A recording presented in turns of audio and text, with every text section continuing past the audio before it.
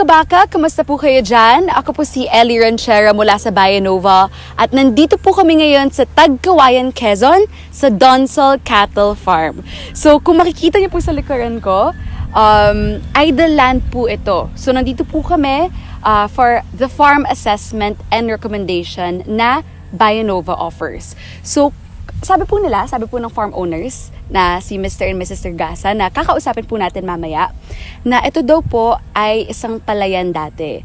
Pero ngayon po gusto po nila ulit gawin tong operational yung lupa po nila. Kaya malalaman po natin later kung ano po talaga yung objectives nila, kung bakit po nila kinuha ang Bayan Nova for the farm assessment and recommendation. Isa lang po palang fact mga kabaka tungkol po sa aming farm.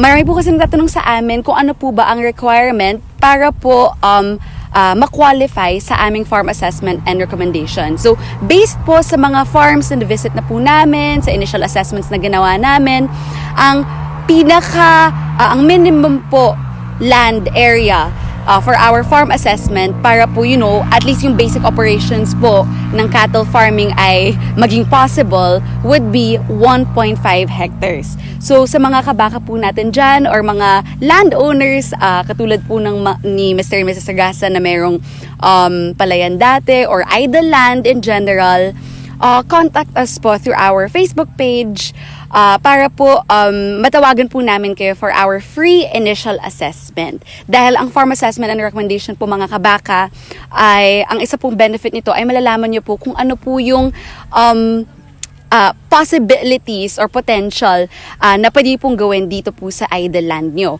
And actually, ang farm assessment po namin, hindi lang po to for idle lands, mga kabaka, for existing livestock farms na rin po to. So, if meron po kayong piggery dati, or meron po kayong goats, or meron po kayong a few heads of cattle na may basic facilities, we can actually visit the land or the farm and to see po kung ano po yung proper modifications na pwede natin gawin to become a successful cattle farm. So, maya-maya, pupuntahan po natin sila sa likod. Ayan, nag-initial assessment na po si RJ with the farm owners and mamaya po ulit kausapin natin sila.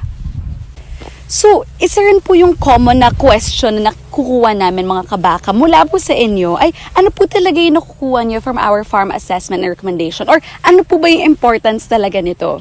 So, yung mga idle landowners po, for example, they tap Bayan Nova kasi gusto po nila malaman because most of them, the majority of them don't know how to start their cattle farm po talaga or gusto po nila malaman kung ano talaga yung operation na suitable or best for the type of land that they have. So for example, ito flat na yung lupa.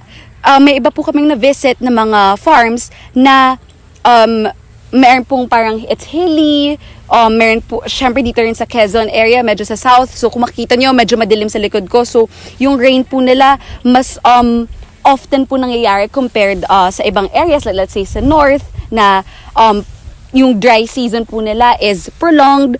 So yung mga little details po na yun, actually, we check that po. Para nga po malaman kung ano yung best operations na bagay po dun sa type of land nyo.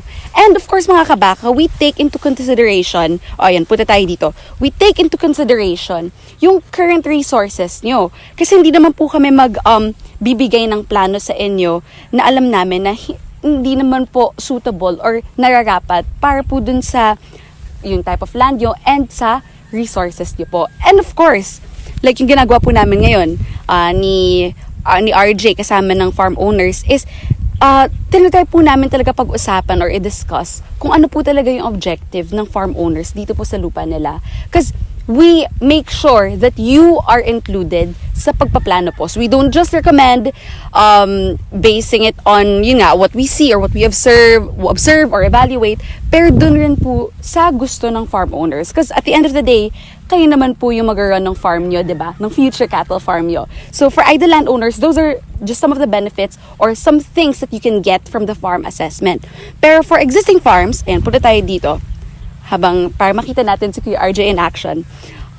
For existing cattle farms, so may iba po sa inyo mga kabaka na nag-establish na po kayo ng basic ng mga basic facilities, like say mayroon na po kayong ipitan or nagpagawa na po kayo, or mayroon na po kayong mga baka sa farm, pero nakikita niyo po parang hindi productive sila. Hindi na ma-maximize yung production ng cattle niyo. So, yung mga types of cattle raisers po na yun na kumukuha sa amin ng farm assessment recommendation is para po malaman po nila yung mga modifications na kailangan gawin or kung ano po pa talaga yung nagagawa nila na hindi naman mali, but it does not help them maximize kung ano talaga yung meron sila and even yung potential ng cattle nila na meron sila sa farm. So ayan, si RJ, he's in action, try natin siya sundan, but this is how it looks like mga kabaka. It's more than just a visit actually because iba pa rin talaga ang interaction with the farm owners.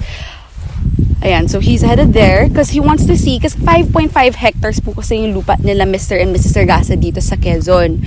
So, kung makikita nyo, iniikot po namin kasi may sinabi po sila na plano where they want yung parang tiny house nila na papagawa and then kung saan yung farm. So, yan po, si RJ, he's assessing kung saan sa area yung pinaka-okay plant ng forage, kung saan maganda magtayo ng yung basic facilities, yung housing ng mga baka natin.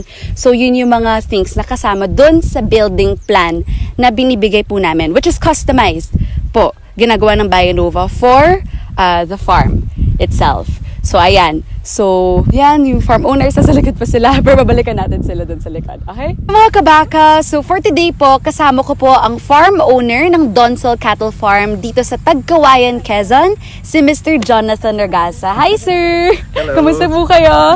Medyo mahaba-habang biyahe from Manila going to Quezon. Kamusta po kayo, sir? Yeah, okay lang. 6 hours. 6 hours.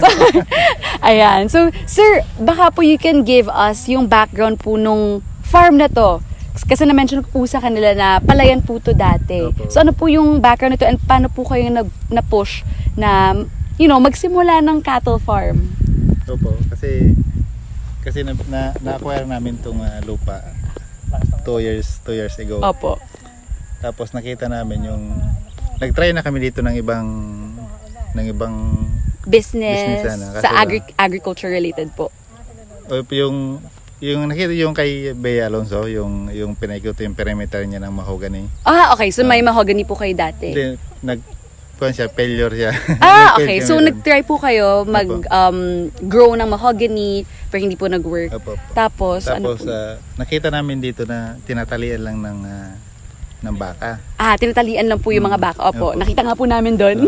Kaya kinuha namin na nagkuhan ako na sabi ko igawa ko na lang siyang business Opo. na gawin ko siyang cattle farm. Cattle farm po. Opo. okay Kaya nakita lang. ko yung Bionova Opo. sa FB. Opo. Kaya tinawagan ko.